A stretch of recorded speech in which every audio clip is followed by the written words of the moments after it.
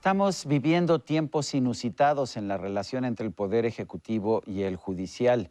Hemos visto un presidente de la República que llama traidores a la patria a los abogados contratados para defender juicios de amparo a favor de las empresas que están en contra de la modificación de la ley de la industria eléctrica, pero también hemos visto presiones abiertas, incluso una petición al Consejo de la Judicatura para que revise el proceder del juez que dictó suspensiones en el caso de esta misma ley de la industria eléctrica. ¿Es correcto, no es correcto? ¿Cómo debe ser esta relación?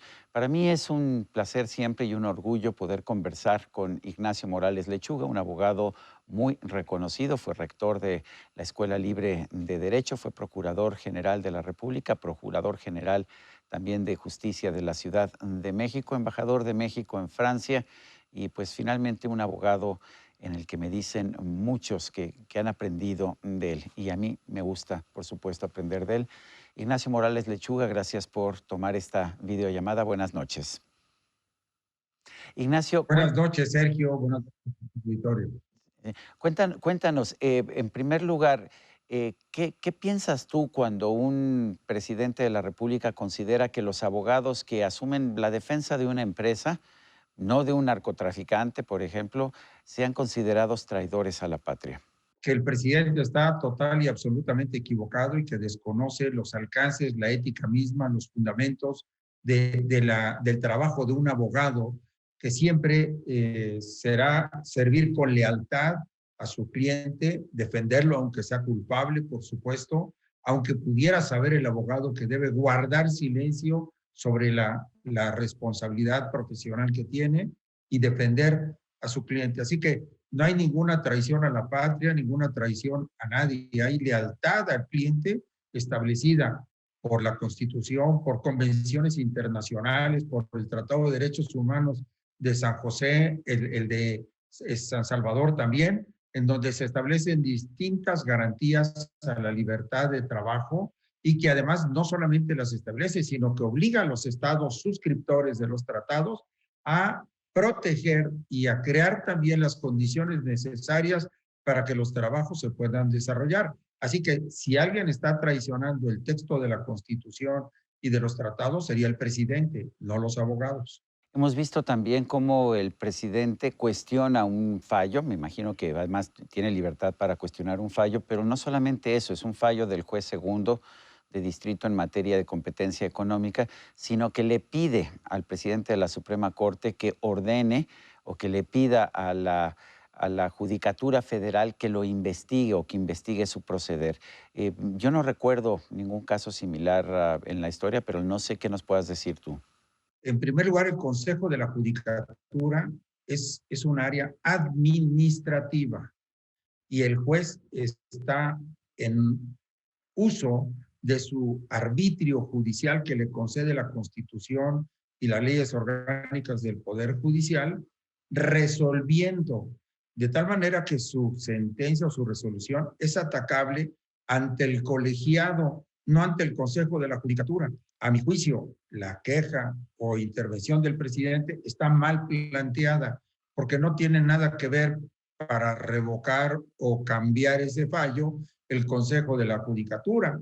El único órgano competente en todo caso para cambiar ese fallo sería el Tribunal Colegiado o eventualmente la Suprema Corte de Justicia si decide atraer el caso y resolverlo ella, que no ha sido hasta ahora el momento o la situación que se haya presentado. Así que, a mi juicio, la acción intentada por el presidente es errática, no corresponde y no lo conduce finalmente a un final exitoso. Hasta ahora, por lo que él planteó. Como dices tú, Ignacio, el recurso de apelación ante el colegiado sería pues la forma correcta de decir, estoy en desacuerdo con lo que estás determinando, con lo que estás fallando, pero no podemos ver, de hecho, esta petición al Consejo de la Judicatura a que revise la parte administrativa del proceder del juez como una especie de amenaza. Bueno, desde luego es una amenaza y es una acción desmedida, a mi juicio, por parte del presidente contra un juez. De aquí solamente saco la frase de no hay juez pequeño y que además honra el juez con sus resoluciones, su autonomía, su independencia, su apego a la Constitución. Así que yo creo que es cierto, implica una amenaza, y el juez, por lo visto, ha demostrado un enorme valor, los pantalones bien puestos, y hay otro juez también que ya está interactuando en otro caso, como es el juez de la PESA, Rodrigo de la PESA, que también acaba de resolver una suspensión provisional. Creo que todavía falta si va a otorgar o no la definitiva. Así que yo creo que los jueces en este caso están haciendo historia también sobre una ley muy controvertida, una ley muy discutida. Hubo una iniciativa presentada en la Cámara de Diputados la semana pasada por una diputada de Morena, no sabemos si tiene el apoyo de toda la bancada o no, que modificaría la ley de amparo y haría que no pudiera uno buscar una suspensión, que no pudiera uno buscar amparo en contra de decisiones de las empresas del Estado, la Comisión Federal de Electricidad y Pemex. ¿Qué opinas de esa iniciativa? Bueno, yo creo que la iniciativa en sí, que aparentemente pretende resolver un tema interno de México y modificar la Constitución, indirectamente está quitándole facultades de defensa a los inversionistas nacionales o extranjeros en materia de energía eléctrica o en otras materias, cuando sea esto del interés del Ejecutivo Federal. Me parece monstruosa, me parece retrógrada, me parece que no es progresiva en materia de derechos humanos, y me parece también que la modificación de la Constitución en esta materia afecta a los tratados internacionales que México tiene suscrito y en algunos casos específicos las inversiones que ya están realizadas en nuestro territorio nacional por compañías nacionales o extranjeras que lo hicieron bajo una situación jurídica concreta, vigente en el momento que lo hicieron, y que en este momento, al reducir sus defensas y garantías, afecta sus derechos humanos y en consecuencia pues, se vuelve no solamente una reforma constitucional, sino también un cambio a las condiciones de los acuerdos internacionales que no pueden cambiarse unilateralmente, sobre todo si ya están las inversiones efectuadas. El presidente López Obrador ha señalado que defender a las empresas internacionales de energía es una especie de traición a la patria, lo señalábamos en el caso de los abogados, pero también de los jueces. Él lo que señala es que para ser patriota hay que defender las posiciones de la Comisión Federal de Electricidad y de Pemex o las de su propio gobierno. ¿Tú piensas que es más nacionalista en un momento dado defender la actividad de un monopolio del Estado como puede ser Pemex o la Comisión Federal de Electricidad? Yo creo que el nacionalismo a ultranza, como decía Mitterrand, es nada más una fuente de guerras o de conflictos internacionales. Porque una vez que nació la globalización y esta fue penetrando en el ADN de las constituciones y de los sistemas legislativos de los países democráticos, empezó a volverse una nueva manera de ver las inversiones,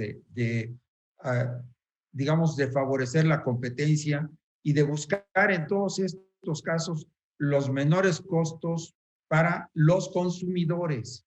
En este caso no es un problema ideológico el que estamos tratando. Estamos tratando también un tema de costo de la generación de energía eléctrica, del cuidado en el medio ambiente, del cuidado en la salud de la humanidad. Y estos tres factores son ampliamente poderosos para motivar a cualquier país a dejar a un lado las ideologías nacionalistas a ultranza para convertirse en servidores de la población.